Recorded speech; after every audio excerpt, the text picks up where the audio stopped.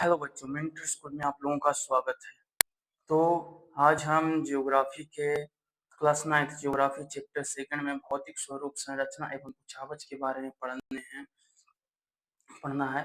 तो इसमें हम आगे पढ़ते हैं क्या है इसमें चैप्टर के बारे में हम बेसिक से बेसिक नॉलेज मतलब गेन करेंगे और फिर इसका क्वेश्चन आंसर भी करेंगे। तो पहले तो हम क्वेश्चन से पहले इसका बुक हम कंप्लीट कर लेते हैं कि बुक में हमें क्या पढ़ना है। इसमें से सबसे पहला पॉइंट आपके बुक में है पढ़ने लायक, वो है भौतिक विविधता।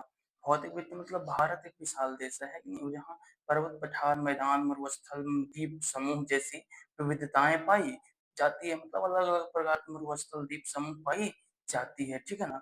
निर्माण के कारक का होता है वर्तमान स्थल आकृति के रूपरेखा निर्माण में करोड़ों वर्ष लगे हैं, जो भूभागीय हलचलों, अक्षय अपरदन, निक्षेपण का परिणाम है। जो वर्तमान में अभी है ना बाबू, जो वर्तमान में अभी जैसे बना हुआ है आकृति, कहीं पहाड़ है, कहीं पर्वत है, कहीं नदी है, कहीं मैदान है, इसको बनाने में बहुत समय लगा है, करोड़ों वर्ष की बात को। ये भूगर्भीय मतलब धरती के अंदर होने वाले हलचल के कारण, अपरदन के कारण, जैसे मृदा अपरदन होता है, निक्षेपणों के कारण का परिणाम है, समझ मतलब कारण हुआ है। अब प्लेट विवर्तन सिद्धांत क्या होता है? प्लेट विवर्तनिक शब्द का प्रयोग सर्वप्रथम टू जो विल्सन 1965 में किया, 1965 ईस्वी में इन्होंने किया था। इसका प्रतिपादन डब्ल्यू जे मॉर्गन 1966 ईस्वी में किया। समझे बात को आपको? किस नाम का? प्लेट विवर्तक का शब्द का प्रयोग, समझे बात को? इसका प्रतिपादन किसने किया? डब्ल्यू जे मॉर्गन 1967 ईस्वी में किया था, 1967 ईस्वी में किए थे, ठीक है।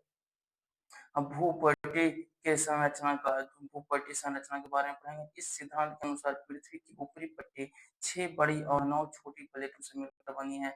कि भूपटल संरचना के सिद्धांतों के अनुसार क्या है, भूमि है ना, जो पृथ्वी के ऊपर भूमि है, तो 6 को बड़ी पट्टी मतलब प्लेट और 9 को छोटी प्लेटों से मिलकर बनी हुई है। समझे बात को आपको? आगे देखिएगा प्लेटों की गतियां ये क्या होती है? प्लेटों की गतियां 3 प्रकार की होती है। विनाशी, विनाश कब होता है? जब कोई दो प्लेट करीब आता है तो क्या करता है? विनाश करता है। निर्माण, दो प्लेट दूर जाता है तो निर्माण करता है। संरक्षी, एक दूसरे से रगड़ते हुए विपरीत दिशा में जाते हैं। अगर दोनों एक दूसरे से प्लेट से रगड़ते हुए वापस जाएगा तो क्या होगा? ऐसे संरक्षित कहेंगे, कोई दिक्कत है? आगे देखिएगा ऐतिहासिक पृष्ठभूमि, ये क्या होता है बाबू? 20 करोड़ वर्ष पूर्व सुदूर दक्षिण में गोंडवाना लैंड का हिस्सा था, जिसमें भारत, ऑस्ट्रेलिया, अफ्रीका और दक्षिण अमेरिका शामिल थे। मतलब गोंडवाना लैंड एक बहुत ही विशाल विशाल प्लेट था। वो उसमें कौन कौन सा देश? भारत, ऑस्ट्रेलिया, अफ्रीका और दक्षिण अमेरिका शामिल थे। किस तरफ थे? पूर्व सुदूर दक्षिण में, पूर्व सुदूर दक्षिण में थे। समझे बात को? कितना 20 करोड़ वर्ष पहले बताया जा रहा है। अब देखेंगे हिमालय की उत्पत्ति कैसे हुआ। संवहनीय धाराओं द्वारा विभाजित भारतीय प्लेट उत्तर दिशा में प्रवाहित होकर विशाल यूरेशियन प्लेट से टकराई। देखो जो हमारा गोंडवाना हिस्सा था उसमें संवहनीय धाराओं, संवहन मतलब बहाने वाली तेज धाराओं से विभाजित हो गया भारतीय प्लेट, और विभाजित होकर यूरेशियन प्लेट क्या उत्तर दिशा में प्रवाहित हो गया, और विशाल प्लेट जो यूरेशियन प्लेट था उसमें का वो टकरा गया, जिससे 33 सागर के अवसादों में बलन पड़ा। और जिससे 33 सागर, पहले जहाँ पे हिमालय है वहां पे कहा जाता है कि 33 सागर का, समझे, वहां पे बलन पड़ा और हिमालय का निर्माण हुआ, ठीक है ना बाबू? आगे देखिएगा क्षेत्रफल का वितरण क्या होता है। संपूर्ण भारत के क्षेत्रफल का 11% पर्वतीय, कितना प्रतिशत? 11% पर्वतीय है, 18% पहाड़ी, 18% पहाड़ी, 28% पठारी, 28% पठारी है, 43% मैदानी भाग है, 43% कितना है? मैदानी भाग है। इस प्रकार से हमारा भारतीय भूमि का वितरण है। समझे बात? मतलब विभिन्न स्थलाकृति के रूप में वितरण है। आगे देखिए बाबू भौतिक विभाजन, भौतिक विभाजन क्या होता है? भौतिक विभाग से भौतिक विभाजन सामान्य तौर पर भारत की जितना भूमि है ना उसको निम्नलिखित 6 भौतिक विभागों में बांटा गया है। जैसे सबसे पहला बांटा गया है हिमालय पर्वत श्रेणी।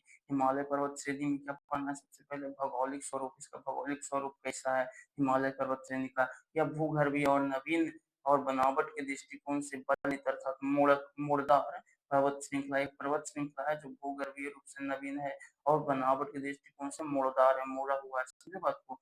विस्तार, विस्तार, इसका विस्तार कहाँ तक है? यह सिंधु और ब्रह्मपुत्र नदी के बीच करीब 2500 किलोमीटर की लंबाई में एक अर्धवृत्तचाप के रूप में फैला हुआ है। मतलब क्वेश्चन नहीं, सिंधु और ब्रह्मपुत्र नदी के बीच में कितना किलोमीटर, 2500 किलोमीटर, कितना वो 2500 किलोमीटर अर्धवृत्तचाप के रूप में फैला हुआ है। महान या आंतरिक हिमालय की क्या होता है, जिसको हिमालय बोलते हैं, इसको आना पड़ेगा। सबसे उत्तर सतत श्रृंखला जिसकी औसत ऊंचाई 6100 मीटर है, जहां माउंट आबू एवरेस्ट 8,848 मीटर और केटू 8,611 मीटर जैसे सर्वोच्च शिखर स्थित होते हैं। समझे बात को। यहाँ पे महान अंतरिक्ष तो इस प्रकार से मुख्य रूप से कितना है बाबू, पहले एवरेस्ट माउंट एवरेस्ट 8,848, केटू है जो 8,611 स्थित है। समझे बात को। अगर लघु या मध्य हिमालय के बारे में क्या पढ़ना है देखिएगा।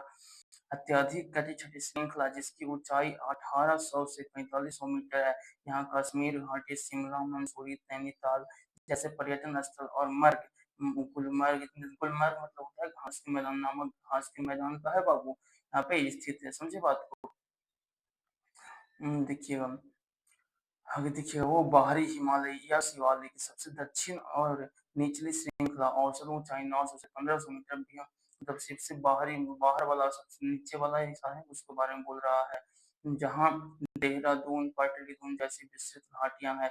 दून मतलब क्या होता है बाबू, धात घाटी। अब देहरादून का नाम सुने हो, मतलब घाटियों में से देहरादून है, ठीक है। दून मतलब घाटी और पाई जाती है। बिहार के समेश्वर पहाड़ी इसी का एक भाग है। बिहार में एक समेश्वर पहाड़ी है बाबू, वो भी किसी का भाग है, इसी को आगे एग्जाम में पूछ देगा कि हिमालय की कौन सा भाग है जो बिहार में से, तो बिहार के समेश्वर पहाड़ी, ठीक है ना।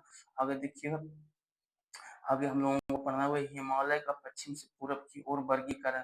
तो आपको ज्यादा लंबा वीडियो हो जाएगा, इसलिए आज हम इतना ही, अगला पार्ट में हम फिर इसको कंप्लीट कर देंगे, ठीक है। तो आज के लिए धन्यवाद। मैं चिकसौरा बाजार से मेंटर स्कूल इंस्टीट्यूट से जसपाल सर। बाकी आप लोगों को अच्छे से पढ़ते रहिए, हम आपके लिए हमेशा तत्पर हैं। धन्यवाद।